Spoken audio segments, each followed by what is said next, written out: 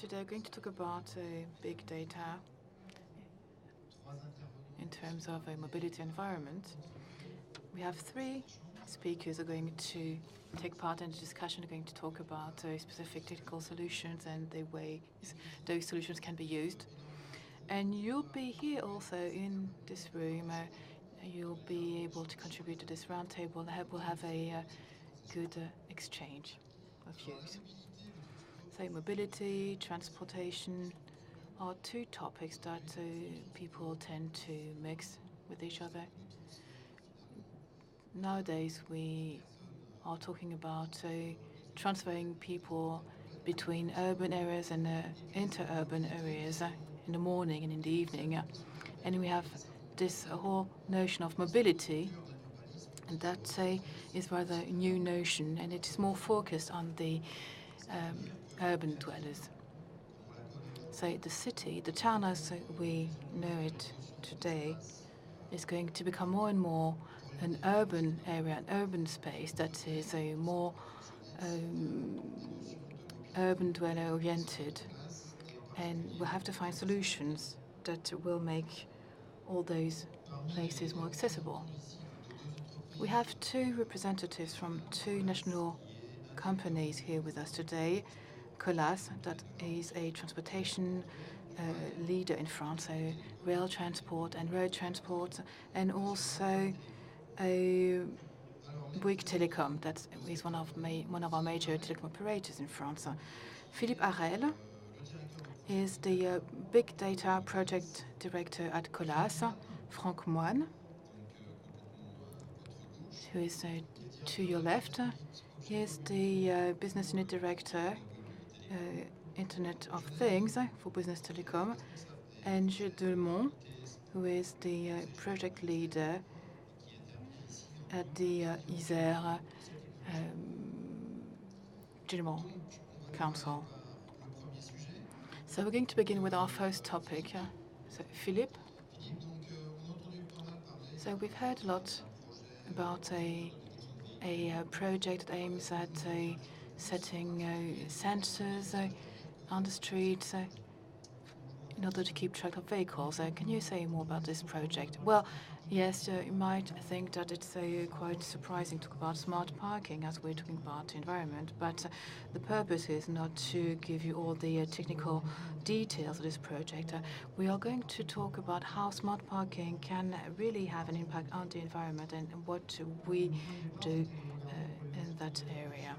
So we're talking about congestion, and we talked about transportation issues, and in urban areas we are seeing various types of developments, and there are lots of traffic jams, congestions, and they are extremely expensive, talking about 17 billion euros in France each year.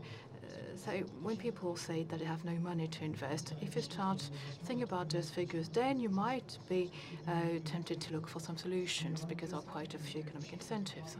Here are a few figures also up on the screen. We're talking about the greater Paris area. People spend 55 hours each year in traffic jams. And in those traffic jams, 20 or 30% of the time spent in traffic jams is actually time spent looking for a parking space. So it's like people that are driving around the streets looking for a parking spot. So probably what happened to you this morning if you didn't come on using the public transportation system. So people are stuck in traffic jams. There was a lot of time. This also has an impact on the environment, because all those cars and vehicles that are on the streets emit, obviously, lots of gases. They consume a lot of fuel, and they also pollute the air with more CO2, for example. So this is the reason why it's important to try and reduce. I mean, we won't be able to really do away with traffic jams completely, but if we are able to reduce the traffic jams, we're going to reduce fuel consumption and we're going to reduce CO2 emissions. This is the reason why we decided to develop this specific sensor, this street sensor, something together with CEA. So to give you a few technical piece of information was based on a electromagnetic detection. So we detect the magnetic parts that are on top of this sensor, because those sensors are on the streets. It works using a radio system, so there are no cables, no wires. It has a 5-year lifetime. It's fully watertight. It only takes 5 minutes to install those sensors. Colas is specialized in public works, and we are really used to installing such systems, and those are very short times are extremely important. It has a great impact on the safety. It's also important for the safety of our workers, because if we don't spend too much time working the streets, then our workers are not exposed to any dangers. It's also this recycling issue. All those objects that are inserted into the pavement, they have to be recycled at one point in time. Sometimes the batteries have to be replaced. But this is something that has really been thought of right from the beginning, right from the design stage. Let's talk about the various usages. There are two situations. First, you might have to replace the electromagnetic loops, and we have to replace those on a regular basis. And thanks to those sensors, it's easier to detect any issues.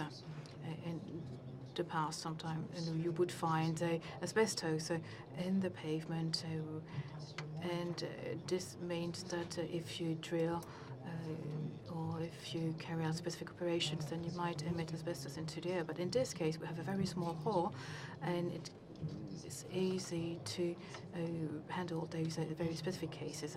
So as I said, it only takes 5 minutes to install those sensors. And as far as maintenance is concerned, you have to know that most of the sensors that are on the streets today do not work. 55% of them, we've invented many extreme performance systems, but if they don't work and if they can't be used, then they are useless. That's why maintenance is really of utmost importance. We also decided to offer a specific management system. It helps book a specific parking spot, for example, for disabled people, for example, or for deliveries. We are also trying to work on specific services, or try to guide people, to help people reach the parking spot quicker and in an easier way. And right now, the way those parking places are being managed is not very efficient. And with this new system, we'll be able to know exactly where each car is parked and whether the people have paid for parking or not. So it's an extremely dynamic way of managing those parking spots. Well, thank you, Philippe. So I think we have a better idea of how this works, but what differences did you see with the existing products, the ones that are already available on the market? Well, if we compare this with the traditional loops, well, we did talk about the advantages of that specific system, but with other systems, usually installation takes much longer. Those installation times haven't really been taken into account. You have to add some resin, you have to spend more time installing the equipment, and those products are really inserted into the pavement. And if we want to remove them, even if they have a lifetime of 5 years, we can't just leave them in the pavement. We have to remove them and recycle them. And this is something that we have to do according to French law. And this is one of the main advantages of our product compared with other products. Thank you. So Daniel, you're a pioneer, you're a customer of such sensors. Could you share your experience with us? So what is your feedback? Well, I'll introduce myself first. I'm Jean-Daniel Lemont. I work at the Isère département. It's So, good afternoon. I'm Jean-Daniel Demont. I work in the Isère department, the mobility department. So, what you can see here is a public procurement agency. And I'm going to talk about innovation aspects first. And this is a not very common for something that local governments don't usually necessarily invest in. So innovation is important. We have to be pioneers. We have to take risks, and this means that you have to be innovative. It's a bit like an artist. You have this artistic fiber. You always on the look for new information in order to feed that innovation. So is innovation a risk? Well, innovation can mean some specific risks for us. But I think that what is really dangerous is remaining immobile. So innovation obliges us to be active and to move forward. Innovation, R&D, well, usually R&D is seen as something being a bit specific. It's about a technological push. We only work on the technological aspects, whereas innovation goes far beyond this, even though obviously R&D is an integral part of the innovation process. So what we try to do is to work on entries by usages. This means that we first look at the needs, underground the needs of the users in order to think about specific projects, and then we try to match this with technological solutions, because obviously you need to find those technical solutions. So to talk about the smart parking project, we are going to experiment this new system, and I'm going to talk about where those new sensors are being used. It's quite an interesting area. We have a parking area. There is a highway just close by, a cycle path, and the department is also in charge of public transportation.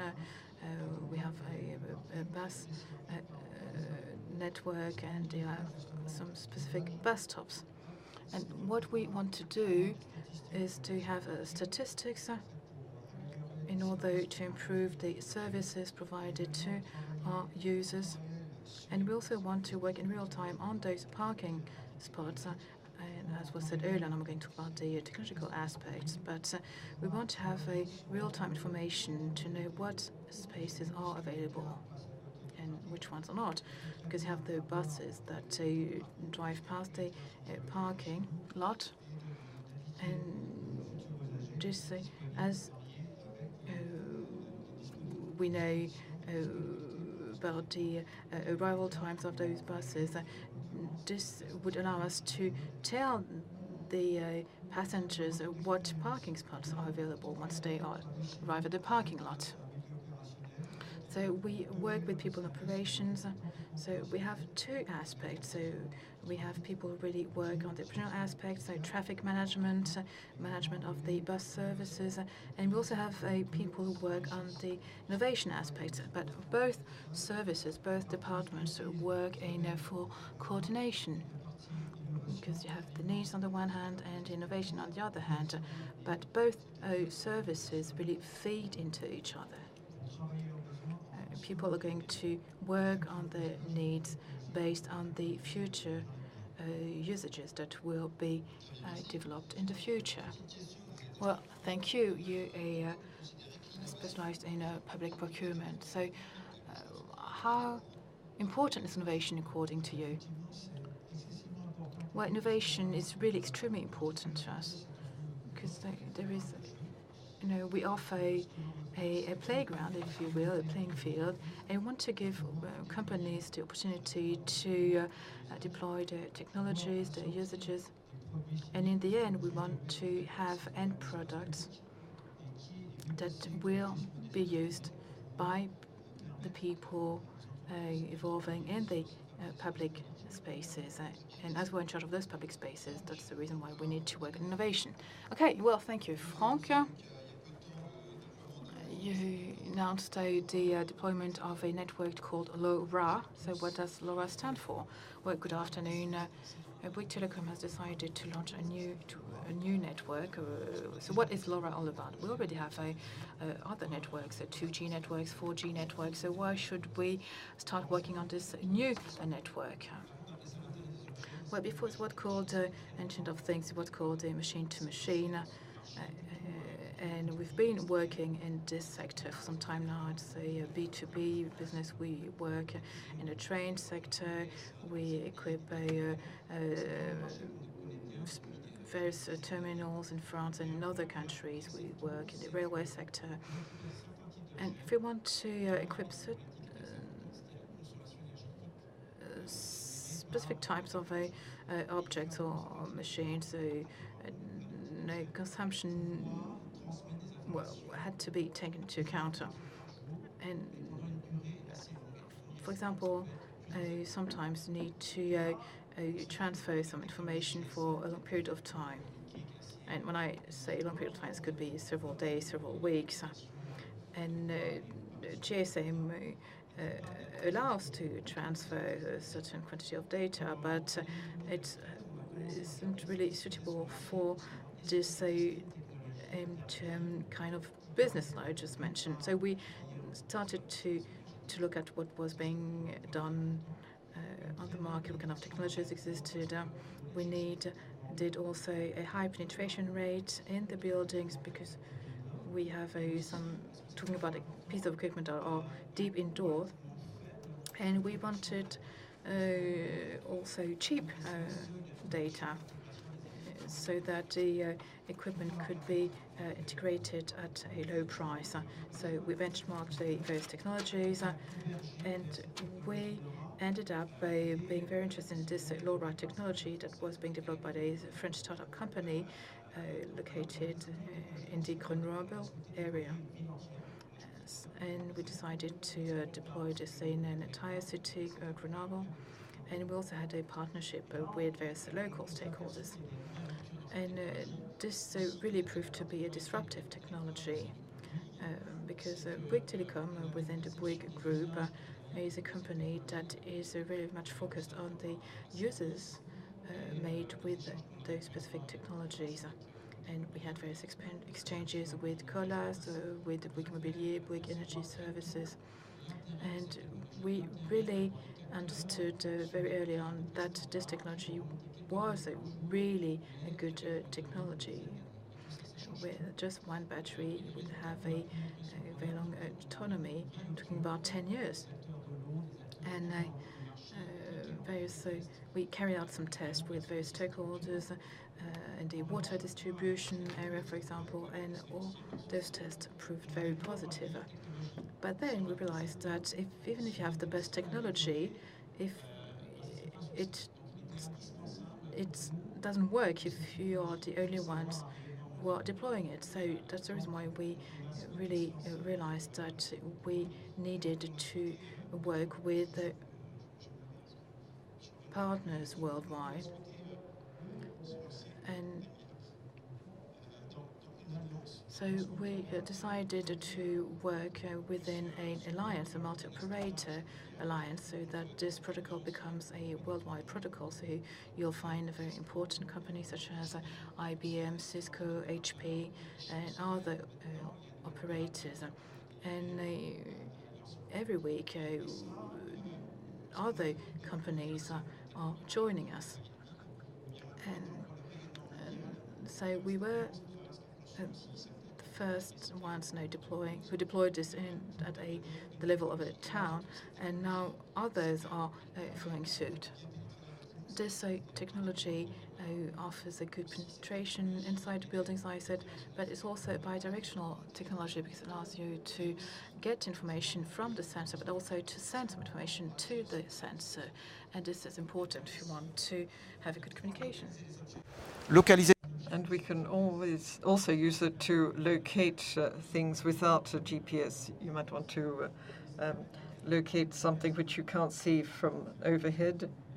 And you know, the GPS systems consume a lot of energy, and with this LoRa technology, we can have localization along the supply chain, and we have a pilot study with Colas for that. And we've got a whole concept of security here. There's a lot of discussion about the security of things and information being conveyed, and we've explored that, and we've got a level of confidence which is banking level, so that we can go from end to end, and we've got certification for security. And that was an essential point for us. So LoRa is both things that are connected. This is a new network using this technology. And you can say that the LoRa network is collecting data, and the idea is to use the data to provide intelligence and services. It's not just collecting data for the sake of collecting data. We want to have proper applications. And at the level of a city, if we've got a connected city and users, there's a whole range of things that can be done in energy services and industry. And in a connected city, we have a lot of requests in this area. And in Grenoble and other cities where we've conducted tests, we've seen different uses. We've got the possibility of we can manage the street lamps going from one street lamp to another, and reduce heating expenses too. This will be required by law. In a few years' time, it has to be done for real life consumption and not just in accordance with surface area, and we'll be able to do this in an economic way in apartments, and there'll be proper metering. And we're going to have information on filling rates, and we're working with a subsidiary of Bouygues called Innovation 24, working on collecting data on filling levels with sensors so that we know what level the containers are. This is also used for locating self-service bicycles, and we're going to have sensors in the bicycles themselves. And this will help us deal with not just theft, but other uses. And there's the question of managing buildings and energy used by buildings. And here, LoRa is very flexible. We'll be able to have sensors which won't be intrusive. And so it'll be the idea of metering what's there, and there'll be sensors for temperature, and we'll have benchmarking for monitoring to find out if the building consumes too much energy. For example, if it's a gymnasium during the holiday period, it might be overheated. And so we'll have benchmarks and indicators there, because if you don't have indicators, you won't know what you're saving. And then we'll be able to set up parameters in line with what's needed. And then there's the question of managing parking lots. And Philippe can say something.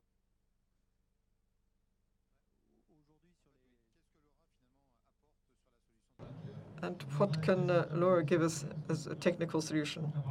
Now, Frank talked about a number of points. I'm not going to go through them all. Security is obviously a key one, and data transfer is important. And the two-directional way is important because we need to have dialogue.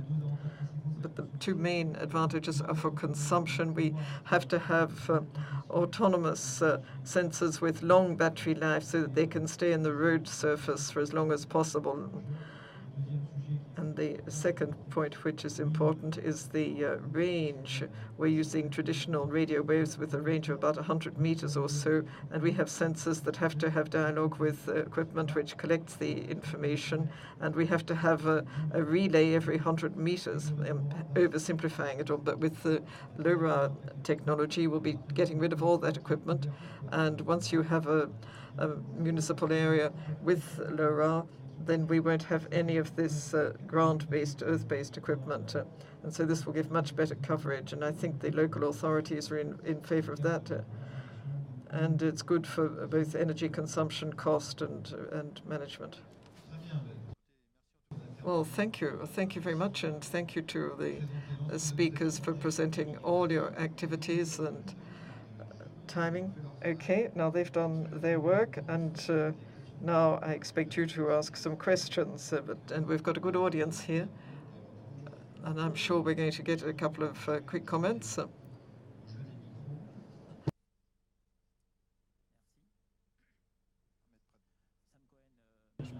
Sam Cohen from Marseille City Council.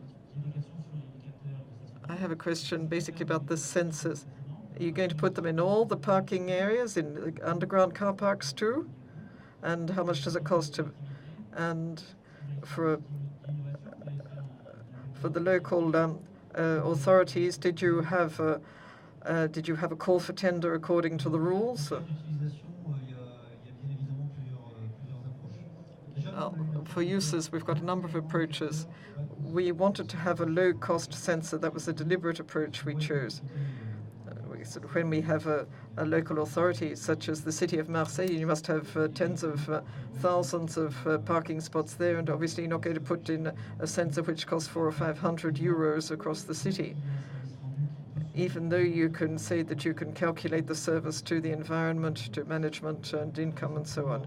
So that was an initial approach, and it doesn't cost much to install them, and we can do that in 25 minutes. But there are a number of different approaches. If you've got a highly centralized area, then you need to have one sensor per parking spot. That seems to be a judicious approach, because you need to have accurate information on the turnover rate and so on, how the spaces are being used. And when you've got more spacious areas or residential areas, you don't need to have that level of information. And if it's an enclosed car park, you don't need to have sensors at all. You just count the number of cars going in and going out. So this is going to be a mixed offering and different options, and you can have, say, one sensor per 10, which 1 out of 10, which will give you a reasonable information level to provide you with the level of saturation or non-saturation for an area.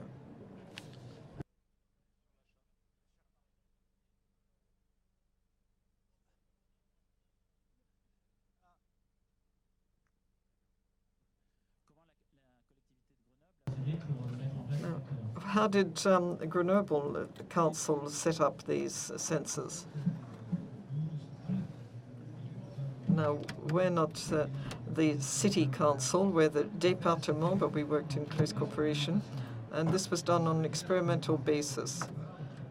Somewhere along the line, Colas paid for the sensors.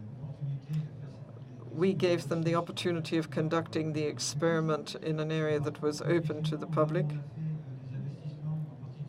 And we made investments for the street lamps. We had them with LED lighting, and we used Bouygues products.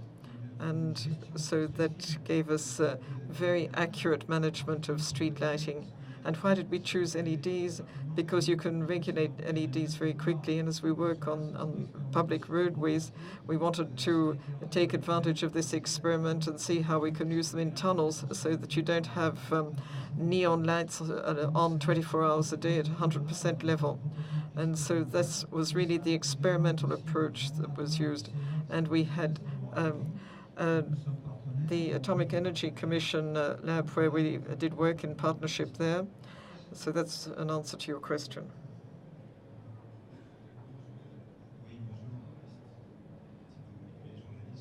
I'm a journalist. Do you have figures on some of the types of users? Okay, I imagine you don't have a great deal of feedback for the moment, but have you calculated the return on the investment for the local authorities? It may be on energy savings or on financial savings. How much does it cost the local authority or the general public? Now, for energy savings, it's difficult to compare a system that didn't exist with a system that's being set up. We don't have any information there. But we've got a product which doesn't consume much energy, so energy consumption is a minor impact.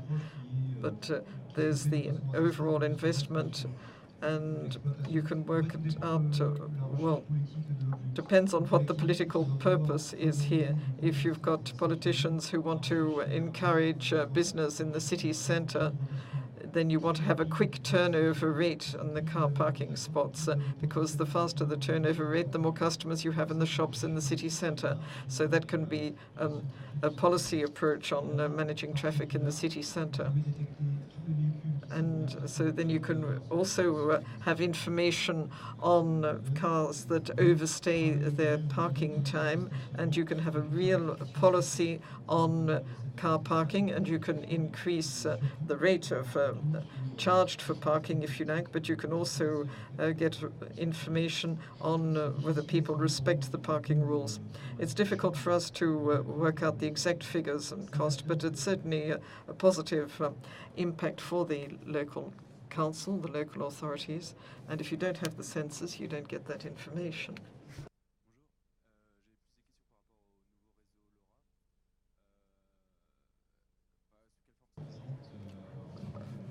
How do you have the deployment? Do you have sort of GSM antennae around? And you have sensors all over the place? How much time would you need to get proper coverage? And how will it be funded? What sort of business model do you have, or is that confidential? Well, on deployment, people are working on 15,000 points for deployment of a network. Now we've already got the energy, and we've got the antenna points, 15,000, and so we've got that coverage, and we want to cover most of France. And the target is by the end of the first half of 2016. The main cities in France will be covered quickly. The initial market will be B2B, although there will be public applications later. But basically, we're focusing on B2B users. And our prospective customers will be for a region or for a city. And as for our business model, well, will everyone have access? Well, this will be a business offer, but when we say that B2B, there's obviously going to be some negotiation there. We're doing some concept study with partners in different areas. We've got some in the south of Paris, in Grenoble, in the city of Angers, and that's been validated. And we have industrial clients who would like to have access to. We'll give you some more information on our offering in a few weeks' time.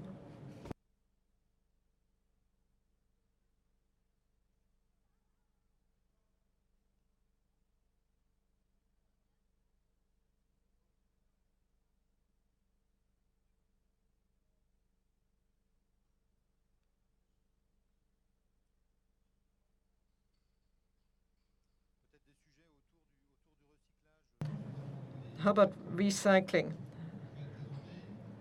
What about the sensors? Now you've understood that the sensors go into the actual road surface. How about recycling this type of material? Well, as I said earlier, this has been eco-designed from the outset. We've got a big R&D center, we've got a technical center, and we work with the Atomic Energy Commission, and we've also specialized in manufacturing electronic products, and so we've covered the product through the whole chain. I said they're sealed with resin into the road surface, and we have to break to remove them, but we've worked on this with a special tool. You simply drill. It's just a basic drill, and then you hit the sensor and stick it into the road surface. You can see it in some photos, and we have a special tool which can be removed in a couple of minutes. You say, okay, we did a number of trials inserting them and removing them, but it's very quick. So it's a recyclable approach. We want a recyclable product.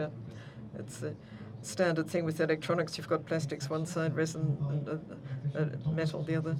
But we have to work out the time spent on the roadway. It's a question of cost. It's also a question of safety for staff, because we're in the middle of the road actually working. And unfortunately, there are accidents occurring.